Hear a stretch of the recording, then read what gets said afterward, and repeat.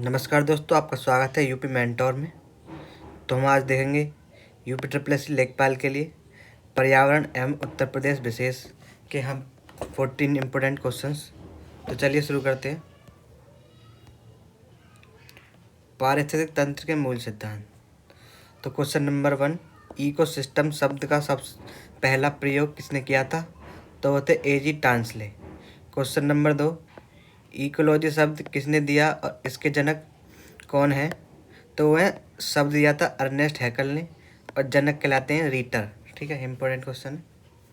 फिर अगला question, ecosystem को विज्ञान के रूप में स्थापित करने वाले फादर ऑफ इकोसिस्टम कौन कहलाते हैं? तो वो कहलाते हैं E.P. ऑडम। ठीक है, चलिए आगे देखते हैं। डार्विन और ऊर्जा प्रभाव। उत्तर जीविता का सिद्धांत सर्वाइवल ऑफ फिटेस्ट किसने दिया? तो ये दिया था चार्ल्स डार्विन ने। ठीक है, डार्विन की 3 प्रमुख पुस्तकें कौन सी हैं?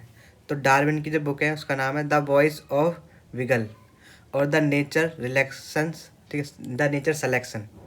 और फिर तीसरी किताब है द डिसेट ऑफ मैन। ठीक है, तो इनकी कितनी किताबें? 3 किताबें डार्विन की। अगला क्वेश्चन, पारिस्थितिकी तंत्र में ऊर्जा प्रवाह का 10% का नियम किसने दिया? तो होते रेमंड लिंडमैन। ठीक है, चलिए आगे देखते हैं। उत्तर प्रदेश के राज्य के प्रतीक। उत्तर प्रदेश का राजकीय वृक्ष और पक्षी क्या है? तो वृक्ष है अशोक और राज्य के पक्षी सारस या क्रेन। ठीक है, उत्तर प्रदेश का राजकीय पशु कौन सा है? तो वह बारहसिंगा। उत्तर प्रदेश का राजकीय जलीय जीव कौन सा है? तो वह गांगे डॉल्फिन, गंगेटिक डॉल्फिन जिसका नाम है।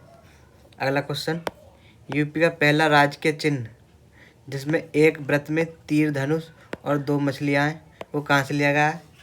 तो अवध से लिया गया है। ठीक है, चलिए आगे देखते हैं।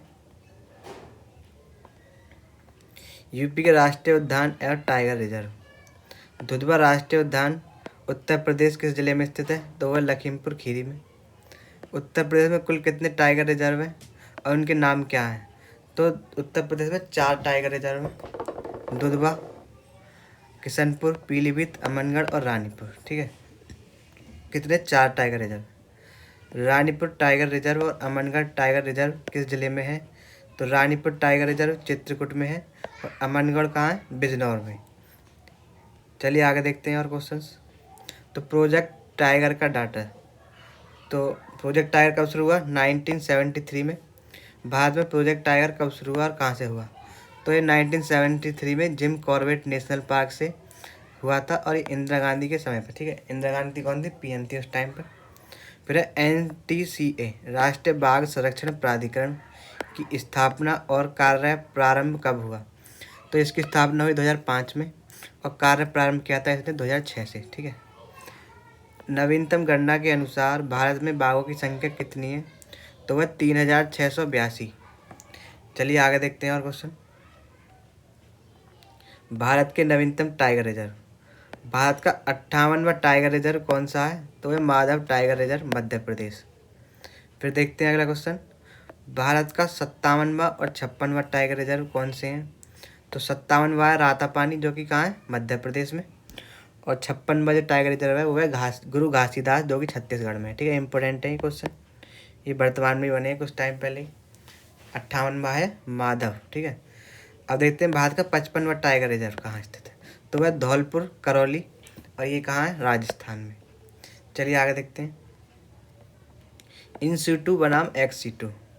तो वन्य जीवी को उसके प्राकृतिक आवास में संरक्षित करना क्या कहलाता है? तो वो इन सीटू कहलाता है या स्व स्थानीय संरक्षण कहलाता है। ठीक है, अब देखते हैं इन सीटू और एक्स सीटू। तो नेशनल पार्क, वन्य जीव अभ्यारण्य और पवित्र उपवन किस संरक्षण के उदाहरण हैं? तो उदाहरण है इन सीटू के। ठीक है, इन सीटू संरक्षण के।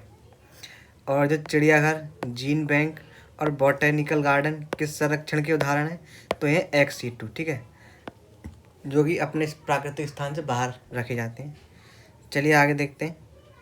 महत्वपूर्ण पर्यावरण अधिनियम। वन्य जीव संरक्षण अधिनियम और वन संरक्षण अधिनियम कब लागू हुए? तो वन्य जीव अधिनियम 1972 में आया और वन संरक्षण अधिनियम 1980 में आया था। ठीक है, अगला क्वेश्चन देखते हैं। पर्यावरण संरक्षण अधिनियम और जल संरक्षण अधिनियम। तो पर्यावरण संरक्षण अधिनियम 1986 और जल संरक्षण अधिनियम 1974 में आया था। अगला क्वेश्चन, आपदा प्रबंधन अधिनियम किस वर्ष लागू किया गया? तो कब किया गया? 2005 में किया गया। ठीक है, चलिए आगे देखते हैं और क्वेश्चन। अब देखते हैं प्रमुख पारिस्थितिक प्रोजेक्ट और यूपी अधिनियम। तो प्रोजेक्ट एलिफेंट, प्रोजेक्ट हंगुल और प्रोजेक्ट मगरमच्छ कब शुरू हुए? तो प्रोजेक्ट एलिफेंट कब आया? 1992 में। और प्रोजेक्ट हंगुल 1970 और प्रोजेक्ट मगरमच्छ आया था 1975। ठीक है, इंपॉर्टेंट क्वेश्चन है। एज इफेक्ट शब्द का प्रयोग मुख्यतः किसके संदर्भ में किया जाता है?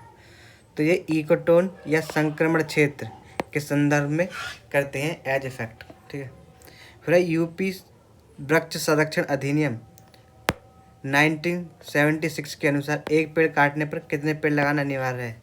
तो 2 पेड़ लगाना अनिवार्य है। ठीक है, इंपॉर्टेंट क्वेश्चन है। यूपी वृक्ष संरक्षण अधिनियम के अनुसार है। ठीक है, इंपॉर्टेंट है। अब देखते हैं यूपी के प्रमुख पक्षी अभ्यारण्य। तो पटना पक्षी विहार और समसपुर पक्षी विहार कहाँ स्थित है? तो पटना कहाँ है? एटा में। और समसपुर रायबरेली में स्थित है। फिर लाख बहोसी और सरसई नावर पक्षी अभ्यारण्य कहाँ कहाँ है? तो लाख बहोसी जो है वो कन्नौज में है और सरसई नावर कहाँ है? इटावा में। चलिए अगला क्वेश्चन देखते हैं। समान पक्षी विहार कीटम झील और पार्वती अरंगा कहाँ है? तो समान पक्षी विहार है मैनपुरी में, कीटम झील आगरा और पार्वती अरंगा ये कहाँ है? ये गोंडा में है। ठीक है, इंपॉर्टेंट है ये बर्ड सेंचुरी। चलिए आगे देखते हैं और क्वेश्चन। प्रदूषण और अम्लीय वर्षा। अम्लीय वर्षा एसिड रेन के लिए उत्तरदायी मुख्य गैस कौन सी है? तो वो है सल्फर के ऑक्साइड SO2 और नाइट्रोजन के ऑक्साइड NO2। ठीक है, इंपॉर्टेंट क्वेश्चन है, कई बार पूछा गया है। प्राथमिक प्रदूषक के प्रमुख उदाहरण क्या हैं? तो वह SO2, NO2, CO और PM2.5 और PM10 और CFC और लेड। ठीक है, ये कैसे प्रदूषक है? प्राइमरी पॉल्यूटेंट है, प्राथमिक प्रदूषक।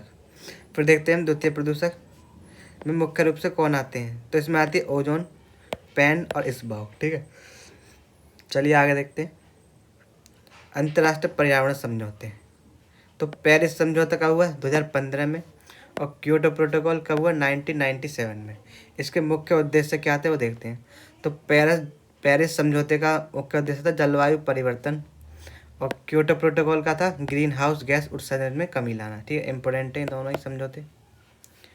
ओजोन परत की कमी को रोकने के लिए कौन सा अंतर्राष्ट्रीय समझौता किया गया? तो कौन सा था? वो था मॉन्ट्रियल प्रोटोकॉल 1987 में। ठीक है, ये किसके लिए था? ओजोन परत की कमी को रोकने के लिए। चलिए आगे देखते हैं। भारत ने किस वर्ष तक नेट जीरो कार्बन उत्सर्जन का लक्ष्य रखा? तो वो रखा था 2070 तक। ठीक है, इंपॉर्टेंट है। कब तक रखा है नेट जीरो कार्बन उत्सर्जन का? 2070 तक। चलिए आगे देखते हैं और क्वेश्चन। यूपी विशेष और अन्य महत्वपूर्ण तथ्य। यूपी की हरित हाइड्रोजन नीति 2024 का 2028 तक उत्पादन लक्ष्य क्या है? तो वह 1 मिलियन टन मतलब 10 लाख टन का उत्पादन करना। अगला क्वेश्चन, जल निकायों में यूट्रोफिकेशन का मुख्य कारण क्या है? तो नाइट्रोजन और फास्फोरस जैसे तत्वों की अधिकता जिससे BOD बढ़ता है। ठीक है, अगला क्वेश्चन, उत्तर प्रदेश के किन जिलों में मुख्य रूप से बाढ़ प्रवण क्षेत्र माना जाता है? तो वह गोरखपुर और बलिया। ठीक है, इन्हें बाढ़ फ्लड जो है बाढ़ आती है यहाँ पे। चलिए आगे देखते हैं। और तो हमारे यहाँ पे 40 क्वेश्चन ख़त्म हो गए हैं। अगर वीडियो अच्छी लगी तो लाइक करना और कमेंट करना और सब्सक्राइब जरूर करना चैनल को। तो यूपी मेंटर से जुड़ें और अपनी तैयारी को उड़ान दें।